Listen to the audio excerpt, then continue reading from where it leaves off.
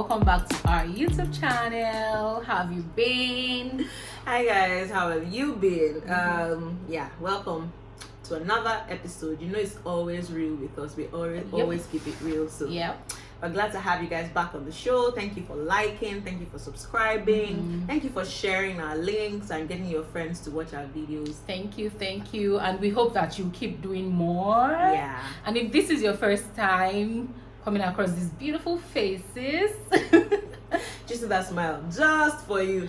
Yeah, you're welcome, and we encourage you to please subscribe to our YouTube channel because we always bring interesting content your way. Okay, so to the topic of today we are talking about mental health as it relates with social media and how social media has influenced our mental health. So over to you. Yeah, so I mean, as she just mentioned, also how we can going forward help ourselves to manage our mental health along with social media, since social media has literally come to stay. At least for now, till we have another, I don't know, map invention or something. So let's jump right in. What was your first social app? The first social app you signed up on? I can't remember which one is the first, but I can very, very well remember To Go. To Go, yeah. I can't. If you did not use To Go, please start calling us auntie. Unfortunately, auntie does not collect money from the bank, but whatever. But yeah, To Go was like To Go, Facebook, Nimbus. I think Nimbus was my first social app. Yeah, I don't even know Nimbus, so maybe I should call you auntie. Maybe you should. Nimbus, Facebook, and then of course BBM. Yes. Give me your ping. Let me. You know, and all of that stuff. I'm sure Gen Z people are wondering. I'm still Gen Z. Don't wonder. You are not Gen Z. Don't deceive yourself. Just saying. But Gen Z guys, we love you. But yeah, I'm sure that some of you are wondering. Anyways, so I mean, let's deal with the real issues here. What is one positive impact you feel that social media has had on you and on just life in general? Life as we know it. I think one major impact that social media has had on me is going to be exposure, because I've not really traveled all wide, and I've not left so far. So good. I've not left the shores of Nigeria. Yeah, and my location is still limited, but I'm able to, through social media, I'm able to see what happens with other people in other places, and also kind of builds your my own idea of what is possible. Yeah, so it just gives me a very broad perspective of life generally. So what about you? I might probably pitch my tent with you, but positive impact of social media, I think knowledge, and I think access to, you spoke about location and exposure. I think it would be access to people that have more knowledge. Actually, it's a curse and a blessing really when you talk about knowledge and social media. But yes, you know, access to people, personalities that have knowledge and wisdom to dispense, and being able to access that wisdom without, you know, having to travel to their location. I think that's one good thing that I've enjoyed and that I think is amazing about social media. Now let's talk about the negatives. What's like the most significant negative impact you've seen on me personally, on you that personally? I've seen? Yes. On me, the most negative impact of social media will be social comparison, because now before you are not really concerned about what happened to your neighbor, whether your neighbor buy Benz or you buy G-Wagon, not really your business like that. But now you see people that are your age mates or younger, and they are doing so very well, and you feel like, what have I been spending my life doing, you know? So that social comparison of feeling, it makes you, or is something I struggled with personally, making me feel like, I'm not achieving as much as I should be doing. So Okay. How about you? I think for me, it would be, well, okay. Personally, I think I would say yes. It has to be comparison as well. Just yeah, comparison, just kind of the way you described it. But I was actually going to say, but I realized that's not personal to me, but just the way that it looks like people can't really think for themselves anymore. You pick a perspective on social media and you just run with it. Maybe because the perspective was presented by someone you admire or someone you love. That's, I think, one other negative thing I've seen. It's like people don't really stop to think about a concept. They just run with it, run with the crowd. You know, you enter comment section and you see people writing similar thoughts about the same That's thing. when one person jumps on a thread. That's You know, the trend. everybody just follows the thread without necessarily thinking it through. I think for me that would be a general effect I've seen. But personally, it's also comparison, yes. Okay, but if you are talking about the general effect of and negative effect of social media, I've seen would also be the pressure to impress. Yeah. The pressure to, a lot of people on social media are faking it, doing things that they ought not to, because they feel pressured, so to say, peer pressure. This person supporting this, and you too, you feel like you need to support that so that you can be accepted. You know, talking about topics that you don't really know much about, because there's just a lot of pressure to misrepresent who you are in real life and show a different front on social media, which is that's kind of how social media works when you really look at it.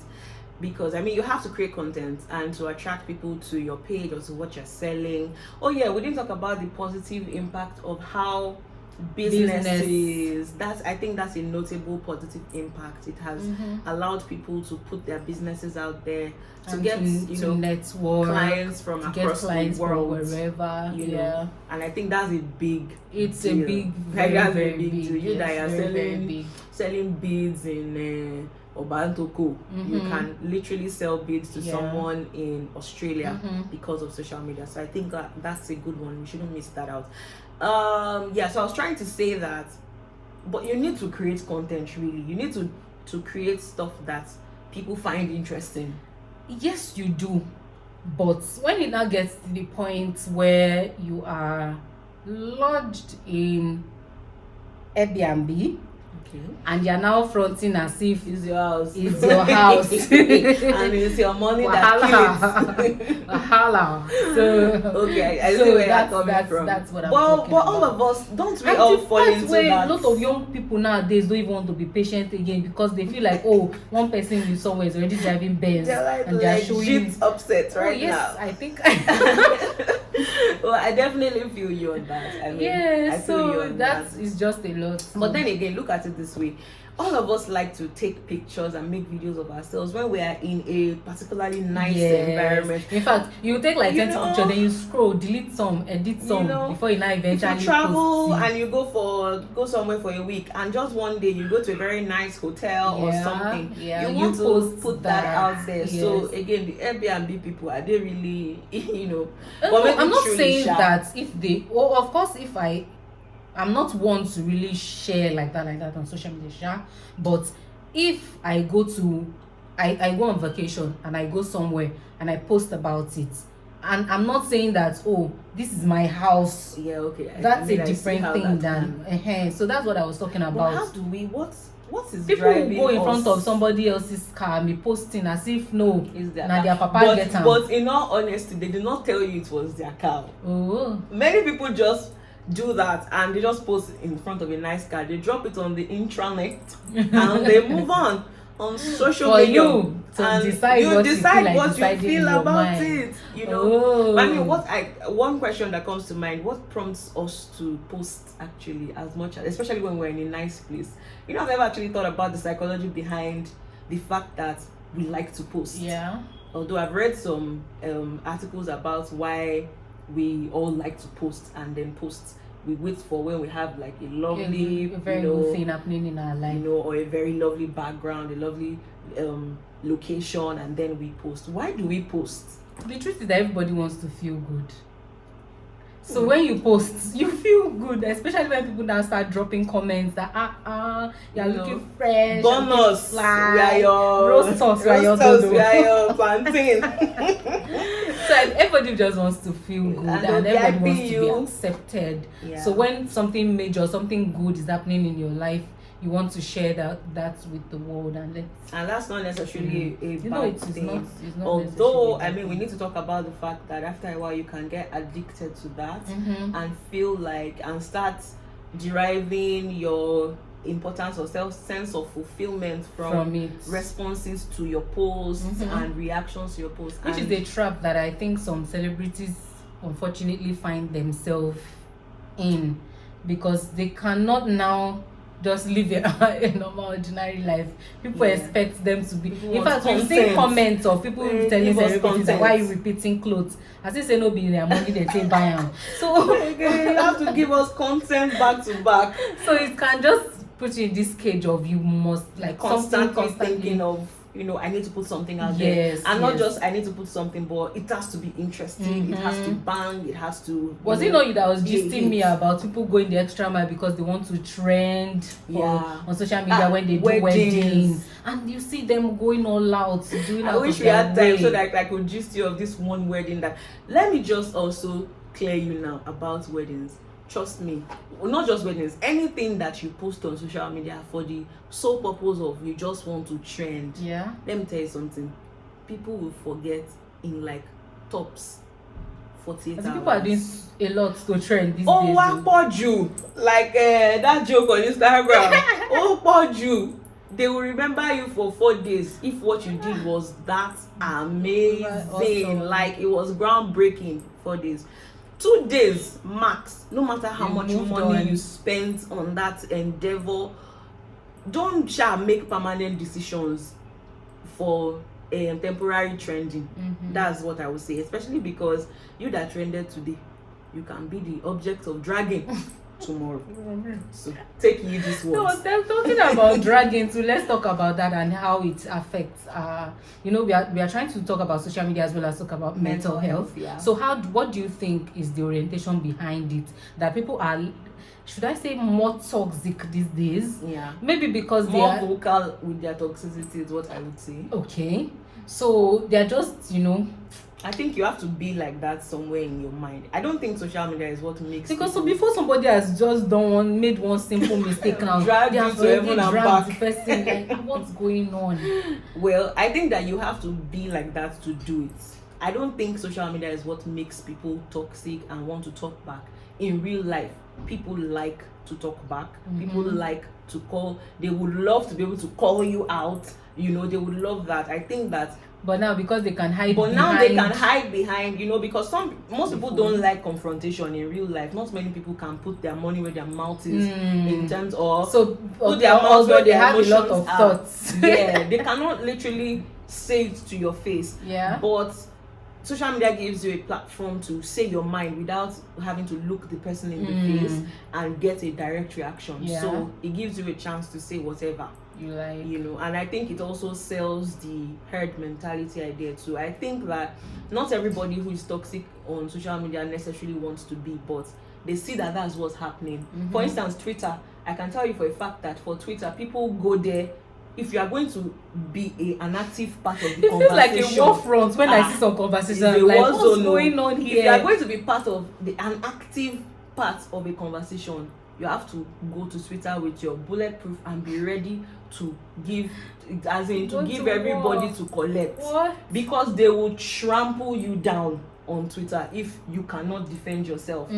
I have stepped back from Twitter because it's just like there's too much going on Twitter in terms of people feeling that they have to fire back and they have to give you a smart a smart sounding sarcastic response, and in the process people just become empty. So is it not making us lose our kindness and our humanity? I mean, obviously yes, and there are times when even you and I will be tempted to there have been comment sections that me too I gave some people hot because come from where to where, we're all tempted to, we probably all done it once, and after a while wisdom will tell you that It's not True. everything you will respond to. Especially you don't know this person from anywhere. If it's not because of social media, sure you know that this person is a stranger in South Korea. Like this person's life is not your problem. Business.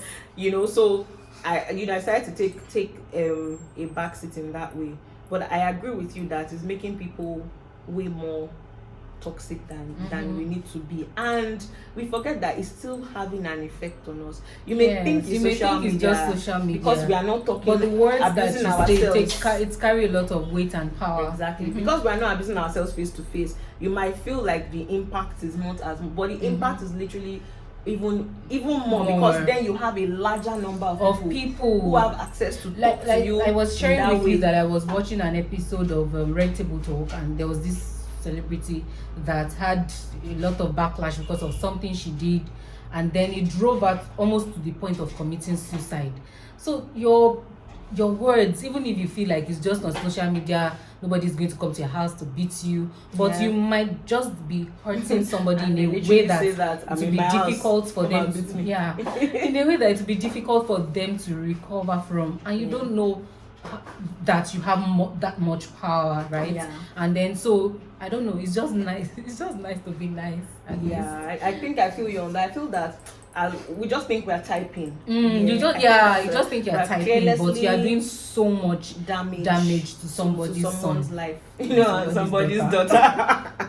And it's important for us to keep that in mind. Also, I think that many of us don't have manners naturally, but that's a story for another day.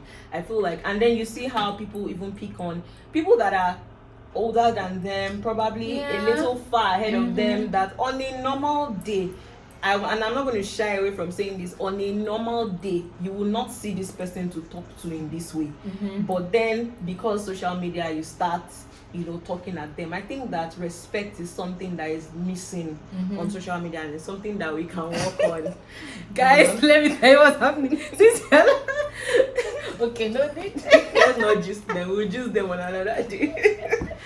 Anyways, and I think that's very important. Then let's also talk about oversharing on social media and how it affects mental health. My God. Since you gave that exclamation, let's just give you the floor. What do you think? No, but so I mean, first and foremost, I think sharing on social media is also is determined by a lot of things. For some people, their personalities are already outgoing. Social media is just a tool in their hand. Let me now give them, let them collect. For some people, they are introverts, so they're really not interested in sharing. For some people, they don't have a choice because business, you know, and now business is influencing, is also business. Even though you are putting your life out there, it's actually making you money. So sometimes it's like you don't have a choice. You still have to put your life out there. But I think in the end, what determines sharing for each person is different. And what I would say is, just don't share something that you are not ready for the world to know.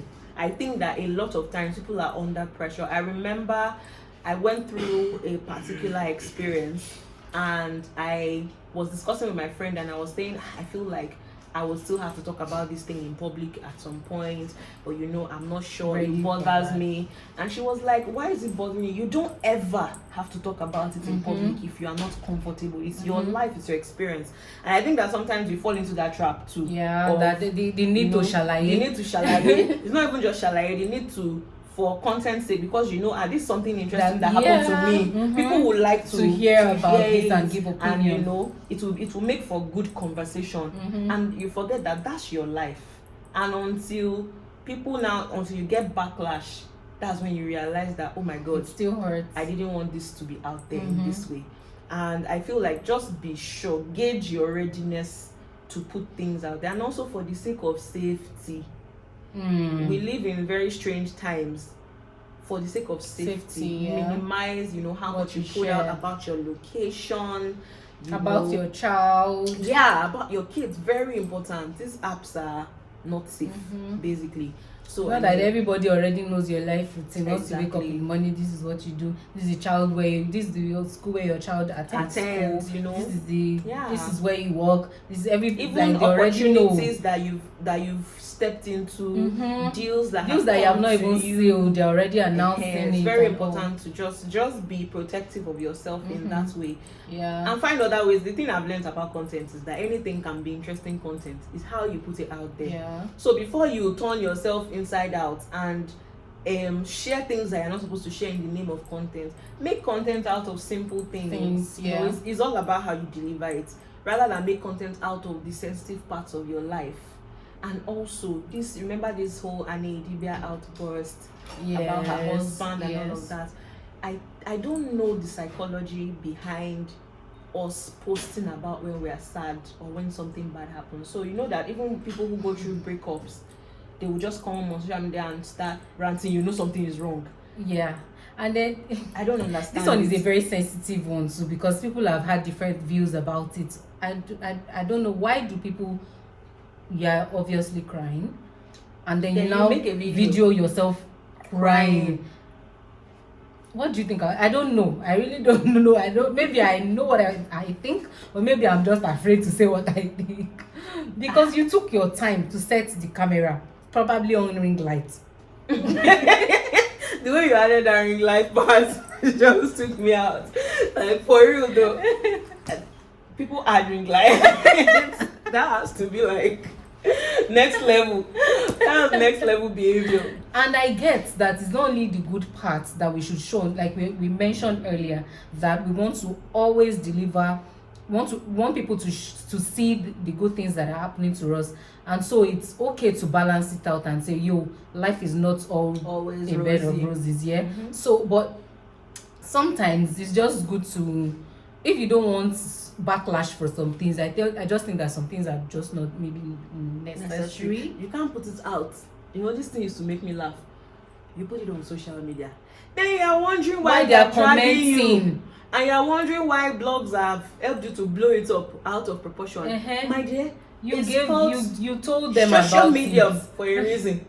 If you don't want it out there, don't put it out there. It's very important. And I think that for some people, if you're not careful, social media will become your crutch that you lean on, rather than have friends. I saw that post one day and it made sense to me that some people are not prioritizing human friendships and connections. Instead, social media has become your go-to for everything, because there's always a waiting audience. Even if it's two people that are following you, they are a ready audience. So if you're not careful, you find yourself differing to social media as where you express your strongest emotions, your even the sensitive parts of yourself that maybe should not be. I think that if you find yourself overtly dependent on sharing, especially maybe when you're sad or something, that trend started with social media. That trend of I'm so sad, crying, smiley, all those things, I'm so sick, you know, that's vomiting, smiley, you know, kind of letting people know what's going on with you. Can we be honest? That are we looking for attention? Is this a cry for attention? Like, there are times when there have been things that I wanted to post like that, and I had to ask myself that, but what's why? The end goal? Like, what's the point? You know, or sometimes, let's be honest, sometimes you just want to lash out. For instance, that thing about breakups, or you just had a thing with, you know, someone of the opposite sex and all of that, and it went bad. I think I've had the urge once or twice to just write like a whole rant on social media and all. I think that yes, I might when I was younger, I might have done a bit of a rant about something similar, and I think it's just sometimes it needs to lash out. But I feel like that's what friends are for. Pick up your phone, talk to an actual friend that cares, because you see all those people that are following you on social media, it's just superficial. They will just gist. Yes, so and tell you, oh, Pele, sorry. They'll tell you what you need to hear, and that will be it. It's just they may not care. Look at how we have included all kinds of things we've seen on social media. We've included it in this conversation. It is fodder for gist. Because we don't really know these people that well enough to relate and all of that. So understand that when you put the most, you know, heaviest thing in your life on social media, especially when you are still going through, it's different if you post it when you want to help people learn from it. And that's different. But you post it when you are going through it, which was kind of what Ayo-Oyekunle did that day. You just become fodder for gist. It's just gist to them. They can't help you. They can't comfort you. So once in a while, you will have those pages. Yes, we've seen situations like on Diary of Niger Girl where we've been able share to their people experiences and share people learn their from it. pain, and we are even able to not just learn, we're able to help Give the advice. person. Like this lady that was there's a recent story about a lady in the UK who is in rehab. Yeah, you know, and people reached out and said encouraging words. But I followed that particular page long enough to see how hard the owner of the page worked to get the people on that page to be healthy like that. Like to get that comment section to be sane. I know how hard she had to work because I followed her for a few years. So most people don't put that much effort into creating a healthy or a safe space in their comment section. Community. So that is what you have friends for. Don't substitute your friends and the comfort you can get from your friends and true sincere concern that you can get from your friends for social media people, social media support. And there's all those people too that something will happen, they will act stupid, they will now come and post it on social media looking tell for their own side of the story, for support. looking for There's this girl that I just saw one recently that her cousin was playing with her, and it was saying some things to her, and they sounded highly sexualized, like you're admiring your cousin and you're talking about the way her waist is jiggling and this one and that one, and a male cousin to a female cousin, and it was kind of weird. And then she posted it, and she posted it in their family group chat, I think, and her mom scolded her that why are you having this kind of conversation with your cousin. And then she posted it on social media, and I like the comment section on this day. That her mom is too strict. This is why she does not tell them things. Amazing. I like the comment section that everybody said it was correct because they gave her that. So when you now came to post it on social media, what do you want us to do? We should rub your head and tell you that awesome, continue to have sexualized gist with your cousin. You know, you are doing well, and then we should take your mommy and drag her for telling you the truth, Abi. I was very satisfied with that comment section. That well done, my good and faithful people. You have done well today. Because I mean, these are the issues. There's a lot of looking for clout. You know, this thing about just wanting to trend, and let's not go and because let's not go and trend the trend down. Yeah, that's the thing. Some people end the trend of our destiny. Some people were looking for trend. That's how they found themselves in the inside trench. You know, where they did not expect themselves to be. So please, I think that we must understand that social media is different from real life. So in what ways can one protect while still being very much engaged in social media? Because right now it's even almost a necessity that you are active on social media. Even if you are not selling a product, you are selling yourself, because you might be a career person. Your employer may need somewhere to at least reference you from, assess you who you are. So it's almost a necessity for people to be active on social media right now. So but how do you still maintain a good and healthy mental health even though you are sharing and you are receiving feedback? Well, I think that most of the work is inside. Most of the work is the work you are doing on yourself beyond social media, because there are times when you can't even control what will come at you, but you need to keep on working at your own self-esteem. Understand that you are in a journey, you are not in a competition with anybody, and this is not aspire to perspire. The situations of life will get you to the point where you would have to tell yourself these things because you need to hear them, that I'm not in a competition with anybody, I'm on my own journey, and the most important thing is how can I be better on for my myself, own journey for myself. How can I look back at last month and feel like, okay, I've improved on this. I think that's the major, and just know that you are secure in who you are, be secure in the love of God. I think that's important. Knowing that whatever comes, somebody will get your back, no matter what. That's a good base to start from. And then I think the next thing, and I've done this one, unfollow some people. I think the first thing is curate your timeline. Many of us things that you don't want to see, don't exactly, because I think it still works that way. I guess that the way the algorithm works is that the more things you view, the more suggestions the more similar things will be suggested to you. So if all you check all day is Instablog Niger, those are the kind of things that you will be seeing. So you can actively, intentionally create your own environment, even in the social media space. So I mean, just that's very important. That was one thing I was very strict about. Yeah. When I first joined social media. So sometimes I don't follow people back who are maybe classmates or, and all these things, they can look like pride. Social media has introduced another level of conflict again, because you follow me, I did not follow you back, becomes an issue. I posted, you did not comment, becomes an issue. Just understand that everybody's just doing their thing. And another thing that I don't know if I should call it permission, that you have the permission to choose who you want to follow and who you do not want to follow. There's this thing that happens to people about social comparison, where you feel like, oh, am I being envious of this kind of person?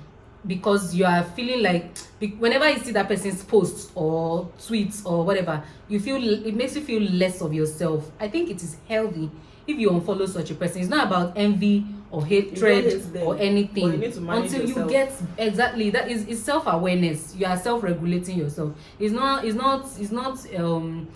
don't expose yourself to what will bring your morale down. So if you feel like that thing is not helping you at that point in time, it is okay to unfollow that person. Yes. And it's not because you hate them. It's not because you hate them. If they are your friends, it becomes a bit more sensitive. Yes. If there are people that know you personally and they would notice that you no longer see their posts, that becomes something you may have to deal with on another level.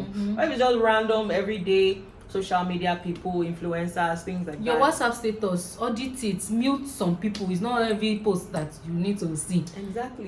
Mute them. You don't want to see their post, you should not see your own. It's fine, it's okay. You are just maintaining your own self. And you're managing your space and your energy. And I think that's very important. So and another last point that I would like to make is that you yourself, like this, you're an individual with an individual journey, with an individual purpose. So look for, identify your individuality among the millions of people that are on social media. What is your own uniqueness, so that way you are not in a hurry to jump on somebody else's taxi. That's very important. Because that person is doing so well, or whatever, or the lack of it thereof. So I think it's also important that you recognize who you are, even in this marketplace of so many people.